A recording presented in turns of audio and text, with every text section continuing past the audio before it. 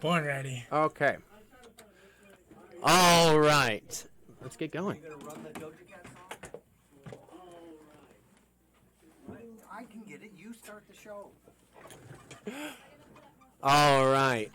And welcome. This is In Your Face Sports with Alex Katona and Avery Diaz. I'll go ahead and introduce yourselves. Alex, you're live. Steelers fan? And my name is Avery Diaz, and you guys are listening to the In Your Face podcast by Cuesta College KGUR radio station. It's currently October 12th today. Well, yeah, and we're going to talk about some of the games from last week. Let's start off with our first headline.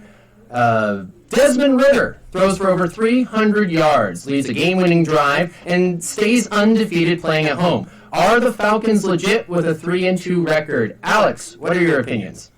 Well, to be completely honest, Johnny, I think the Falcons suck. They stink. You see, they beat the Texans, and the Texans are okay. They beat the Steelers last week, but I think they just had off and on games. But I don't really think the Texans are. I don't think the Falcons are that good. I think the teams that they beat, they've had some nice wins. I think they beat the Packers, but the Packers were not nearly at full health, and they barely won. They barely won this game, and that's only because Bijan Robinson went full athlete. Whatever that means. But yeah, I think they have enough people where that they can win some games. But as if legit, I guess if we have to define legit, I don't think they're legit. I just think they have enough early round picks because they got Bijan Robinson, obviously going to be elite. They have Kyle Pitts, who's whatever. He's doing pretty well. And they have Thing, but they don't. They're like the Falcons. So you obviously have to look at new team, new year and stuff. But they're the Falcons, so they're always going to kind of have that hanging under them, that they just don't have what it takes to win games, and especially win Super Bowls. But obviously, they're not near that level. Those are pretty strong opinions, Alex. Avery, do we have anything to contest with that, or do we agree? I would say I would have to agree. Yeah, they did win over the Texans, but I think right now it's a little too soon to say whether or not the Falcons, like you said, are legit or not. But I think only time will tell with the coming weeks in the games. They're playing the Commanders in Week 6, and in this past game in Week 5, I would say that the Falcons' offensive line definitely gave Ridder some time to be able to kind of read the plays and get the ball out. But like I said before, consistency is key. He's a young, newer quarterback. He's going to make mistakes, and we'll just have to see with the upcoming weeks whether or not his accuracy will increase and develop as the time progresses, for sure. But, right now I'm not really worried about the Falcons too much. I don't really think they're that good. Interesting opinion. Sounds like we kind of agree. Sounds like we're not sure if the Falcons are going to be legit this year. We have more to kind of see what comes down the road. Wait, go ahead. Sorry to interrupt. Can I say one more thing about the Falcons? Yes, please. Here's also what I'm thinking. The Bucks, Buccaneers also in the division, we don't fully know where they are, and we don't fully know where the Saints are.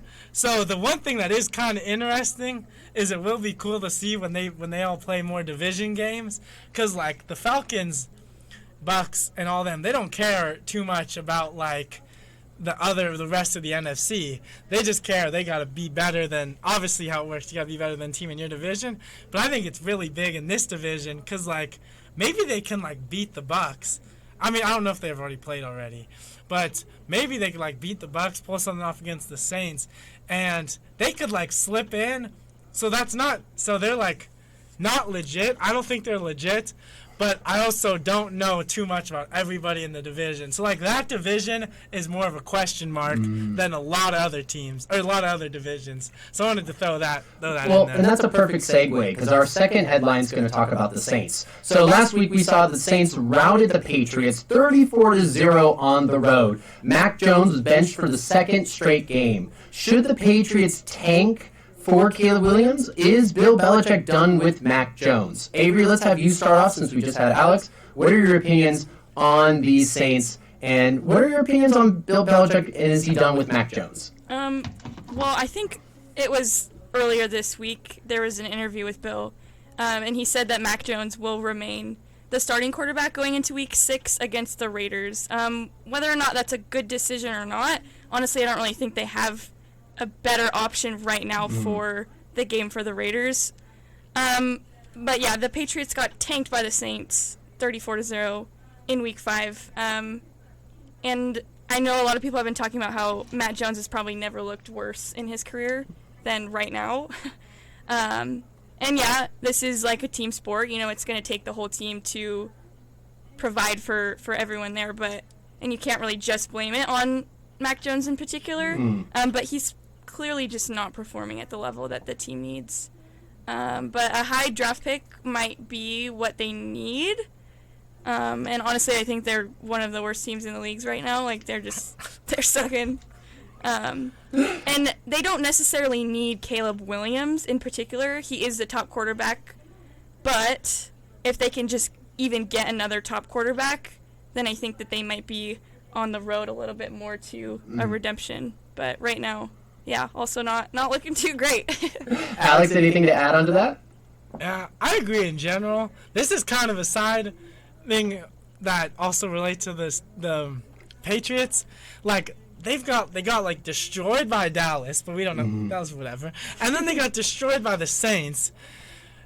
But like, I feel like I can't tell if this year is different than the last couple of years, because if you like take out, I think it was 2020, I think that they were like the Patriots were the first seed, but like the other 3 years since, or whatever, 4 years since Brady has retired, and you take out that 1 year they went to the playoffs, they've been pretty trash.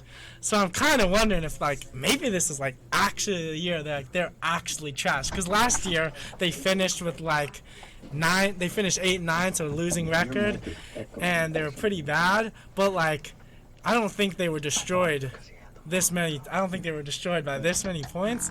So I'm kind of like wondering, maybe this is like they're actually a bad team. But it's kind of weird to think about, because you think about Bill Belichick being like what Bill Belichick is. I mean, cheating, whatever. Steelers should have beat him, but yeah, like with everything it's like weird. It's like the end of an era, kind of, which is kind of like already when all the Brady stuff happened.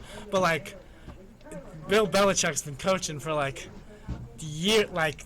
centuries, and now he's like, you know, maybe he's actually in. But kind of as a side thing, after I've been trashing on the Patriots so much, is, you know, they kind of always play well against the Steelers. So I'm like, this is what I'm a little scared of.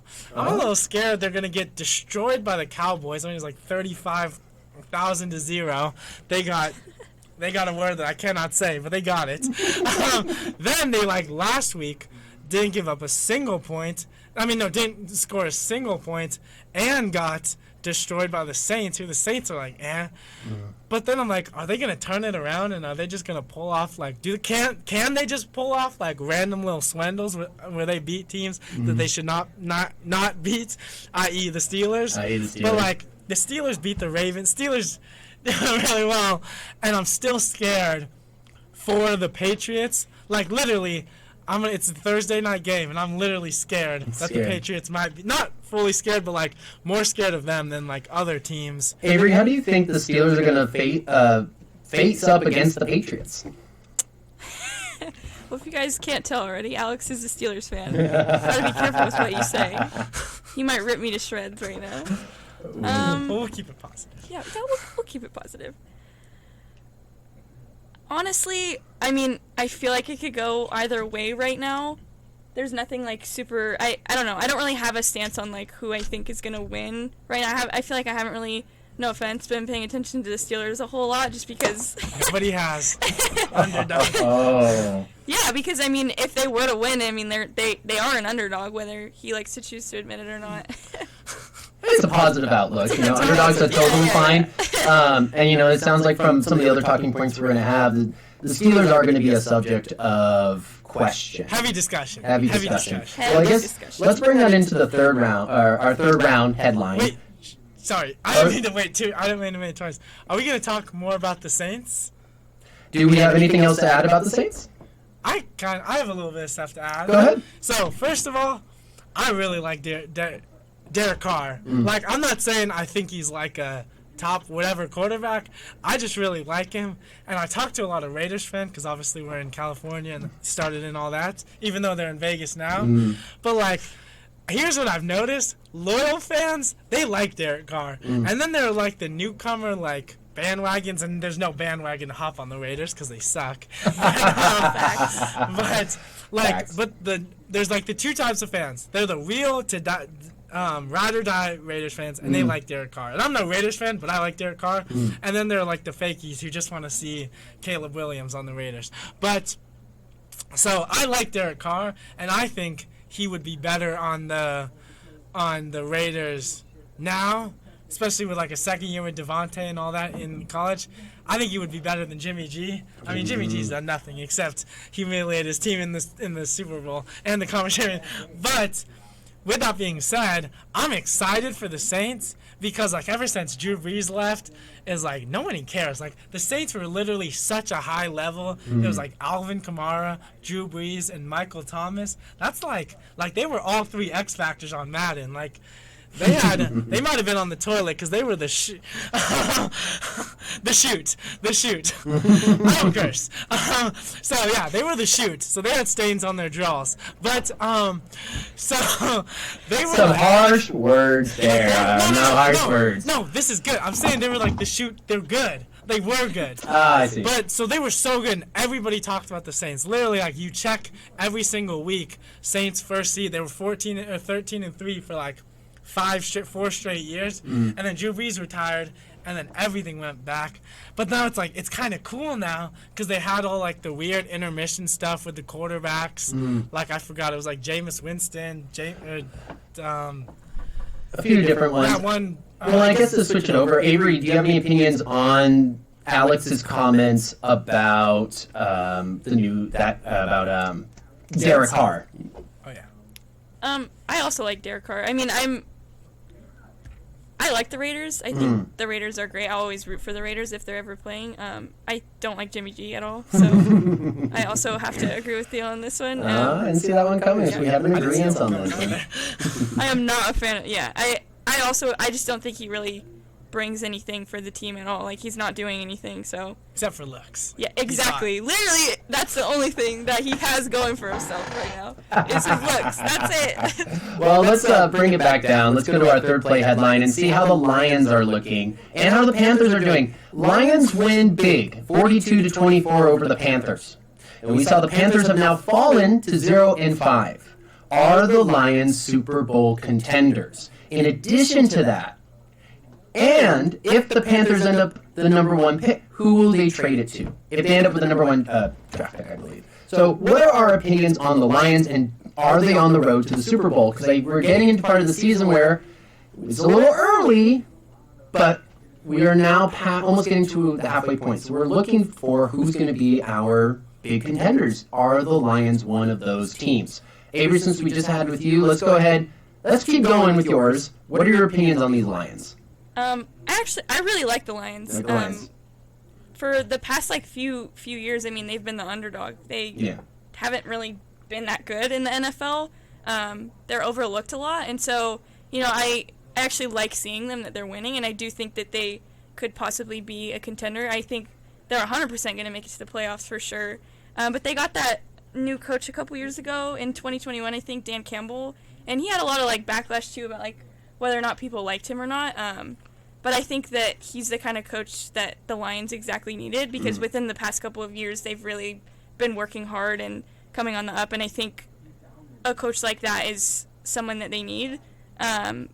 Jared Goff played incredible in this past game. And like I said, I definitely think that they're going to make it to the playoffs this year. They play the Buccaneers on Sunday for Week 6. And they've got a pretty good offense. So, I mean, I feel like that, they're going to be a pretty good contender within the next couple of weeks. But, I mean, like I said, I like the Lions. I hope nothing for the best for them. And, because they were the underdogs before. It's cool to see them now like really working hard and getting to the place that they need to be. Alex, any thoughts? What are your thoughts on the Lions? First of all, I love Dan Campbell. Like, he, like, comes in, and I think they, like, started 0-9 or something when it's, like, his first season or something. But that's, like, whatever. I mean, that happens to some teams.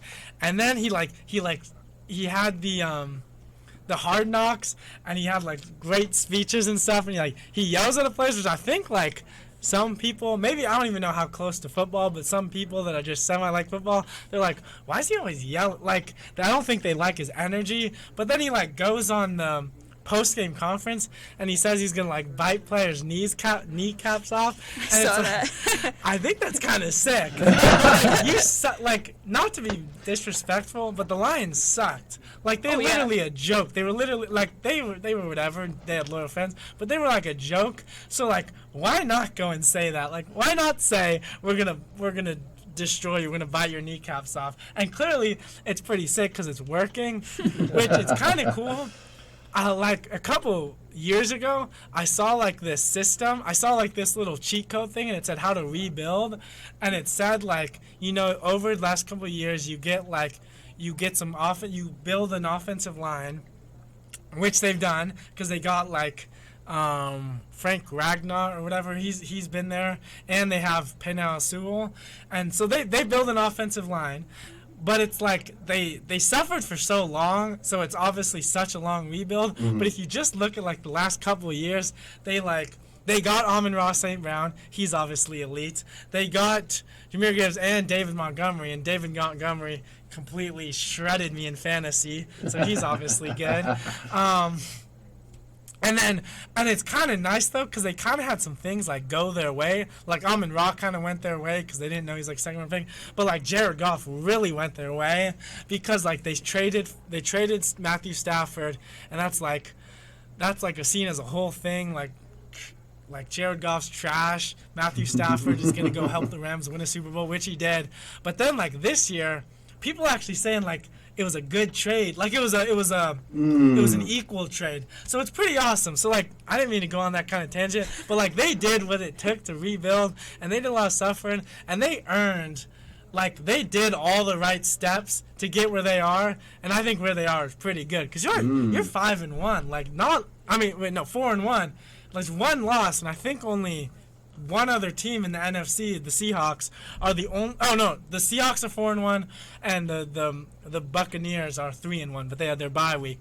But like, not other there's only two other teams that have one losses, and obviously there's the two undefeated teams, but they don't matter. But like, it's really impressive, and you're the Lions, and you beat the Chiefs, but honestly, they're not as good as the Chiefs. Like, just say you teleported Super Bowl, Lions, Chiefs Super Bowl, just because that's the only time they'd be able to play again. Right. I think they'd get railed. I think the Lions would get railed. So with that being said, I don't think the Lions are Super Bowl contenders. Really? I think like they can't have the Joe Burrow Bengals jump because they don't have a Joe Burrow. They have a Jared Goff who like can boost you into the playoffs, but like the Bengals absolutely sucked and like lost 13 games, and then the next season went to the Super Bowl. But the Lions can't do that because the Lions don't have a Joe Burrow, and Joe Burrow is like God to the peasant QBs in the other division. Not in the division because he doesn't think it's good. So we do have two different opinions here. We've got Alex, you're saying they're not Super Bowl contenders. Avery, you're saying that they are. Do you want to defend that point? I'm saying that they could be. Could be. If they keep up the progress that they are now, then I think that there is a possibility that they could be. I'm not saying 100%. Do I think they're going to win the Super Bowl? No. But I do think that there is a possibility that they could be a contender. If not this year, then I think that they are on the uprise to getting better. And like we saw them being, like you said, they were a joke. Like they've been a joke in the NFL for years. They sucked. They were horrible. But now with like, now that they have Dan Campbell, hopefully now it's like, we're on the uprise to something a little bit better. And I would love to see them, I would love to see them in the Super Bowl at some point. Everyone wants to see an underdog, especially the Lions. I think they have been at the bottom of the totem pole, and we've all been talking about. They're kind of at the base of some conversations, and now that they are actually the talk of the game, I think it's funny, Alex, that you bring up that if people were not talking too well on a certain trade, and now all of a sudden, equal trade. So I think you're right. It seems that this building process is going really well. Well, then unless there's anything else to add about the Lions, Go ahead. Oh yeah, I'd like to add, not to be constantly cutting you off. Yeah, okay. Yeah, I would like to add something to the Lions. Yeah. And then obviously I said I don't think they can win the Super Bowl, and if they even got to, I don't even think they can get to the Super Bowl. But if they did, they'd get railed, and I think if they get it to the NFC Championship game, they'd get railed. But what is kind of really exciting, and this level of excitement is the same that happened to the Jaguars. I think they're gonna obviously make the playoffs because the division is pretty trash. They have the Bears, Packers, and Vikings, and Vikings are a disgrace after last year. But I think they're going to get a division game, and I think they're going to win a playoff game. And the Lions winning a playoff game is like... It's like huge. the Lions coming out. It's like Detroit coming out with the next supercar. It's like it's even bigger than that. So like that's going to be so huge. And they go into next season. And then... It doesn't even matter who they played. I think they can just win a playoff game. So I'm not going to go in like specifics. Like, Well, maybe let's do this. Instead of talking about the playoffs and Super Bowl, let's bring it down a level. What are their chances against beating the Bucks this weekend? You said I believe they're set to face off against the Bucks this weekend, correct? Are they going to win, or are the Bucks going to finally put an end to their winning streak? I think the Lions are going to win. The Lions are I going think to they're gonna win too. Yeah. Okay, all right. Well, then let's bring that down to our fourth round headline. Daniel Jones. Giants fall to 1-4 after a 31-16 loss to the Dolphins. Is Jones to blame for the abysmal start for the Giants, or is it other factors? Alex, since I had you go on a tangent there for a second, I'm going to bring it over to Avery. Avery, what are your opinions on the Giants? On the Giants, and what is your opinions with Daniel Jones? I said this before, it can't just be one person's fault for the entire team, but I don't really think that Daniel Jones is all that great. I mean, I can't lie. They had a matchup with the Dolphins, and I think the Dolphins are a million times better than the Giants are. I really like the Dolphins. Nanzo agrees though there, huh? I think that their offense is their team in general is really fast, and that's one of the things about the Dolphins that I think makes them stand out from a lot of other teams. I love Tyreek Hill. I think he's just an incredible player. I had him last year as my wide receiver in fantasy, and he's like super consistent. Every single week, he puts the points on the board, and he's reliable. He comes in and he plays every week. Now, I do have to say, even though the Dolphins did win, I do think it should have been a way bigger blowout than it was. And I mean, you were playing the Giants, like you should have destroyed them. Yeah. Absolutely destroyed them. That game shouldn't have been the way that it was. And like I said, even though they won, a win is a win. It's whatever. But there are a few mistakes on the Dolphins' end that I think that could have been picked up a little bit better. But Any mistakes in particular, or just general throughout the game? just general throughout the game, yeah. Just like little things here and there. What do you think on their performance, Alex? This is actually good because I somewhat disagree with somewhat agree on the Giants, and I don't know. What do we agree with? We'll kind of just top it up. What do we agree with that statement? I agree with the Dolphins being like they're just dangerous. Like Broncos had like one of the best defenses last year, and obviously they're like whatever. But they gave up 70 points, and I don't even think there were many defensive touchdowns. I think they were mainly all offensive touchdowns. So that's 10 touchdowns from the Dolphins that they scored against the Broncos, and Broncos had a pretty great. Not their defense is all. I mean, you give up 70 points, you're like, get out, go to Canada and go suck over there. But it's an NFL defense, and you put up 10 touchdowns, and I'm pretty sure they were all offensive touchdowns. And like Tyreek Hill is like they do this top 100, and he has this quote, and it's like, "Speed, man, speed kills," and it's like, I know that's right. Like it's not fair. I mean, I don't want to sound like whatever, but like there's Tyreek Hill. Obviously, he's dangerous. I think one of his nicknames like the most dangerous wide receiver. And then he's destroying. I'm actually going against him in fantasy this point. I'm sorry. Yeah, I'm sure. Sorry. Assaulted. Wait. Okay. Wait a second. Sorry. That was a. Okay, let's move on. So, yeah. So, Tyreek Hill is really good. Right. Jalen Waddle, he's like a mini Tyreek Hill, just speed based, and like he has his own like things.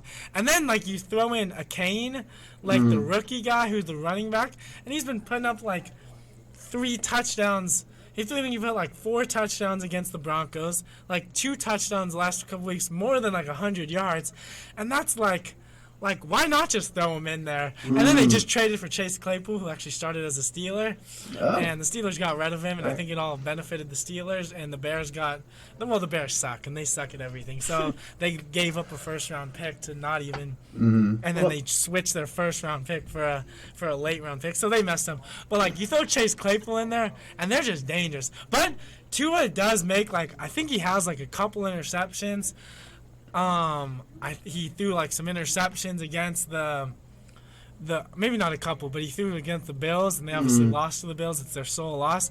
And then even like threw an interception or 2, like every single time, because I always check his points on fantasy because I want to see how amazing they're doing, and I always see an interception on his thing. So that's like whatever. But the Dolphins are dangerous. They're dangerous. So then my question to you is, what do you disagree? And you might have been just going into that with her statement about this blowout that the Dolphins had, or there should have been a bigger blowout. And what's your opinion specifically on Daniel Jones? Yes, I disagree that it should have been a bigger blowout. And here's my thought. I don't know if you guys have heard this song "Pain" by Nessa Barrett, but I actually have a playlist on my phone saying "Tough Steeler L's," and the only song that consists of it is the Pain song. But this is the reason I bring that up. I love Danny Dimes. Like, his skills or whatever, it's cool. He has, like, great rushing abilities, but I love Danny Dimes. Like, he's probably one of my favorite quarterbacks outside of Kenny Pickett. And this year, it's a Pain song. They played Pain, like, last year they beat the Ravens. Oh, my gosh, that was the greatest non-Steelers game of this year last year. And they did amazing.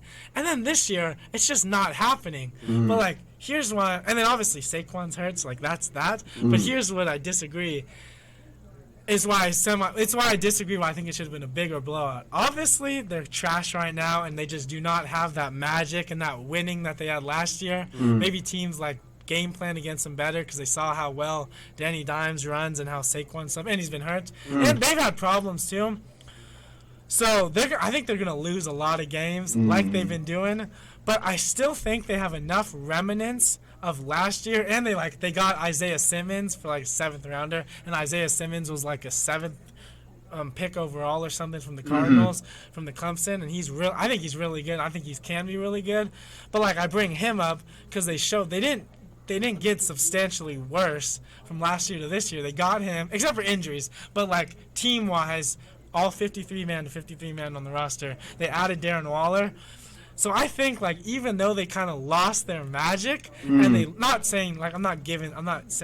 taking away their credit and saying it was all magic, because, like, obviously Brian Daboll came in there and, like, he showed, like, he did some stuff with Danny Dimes that it looked like it wasn't. But then what I'm getting at is I think the Giants have a core team that like they're not a Panthers that deserve to get like railed every single time and get like run through.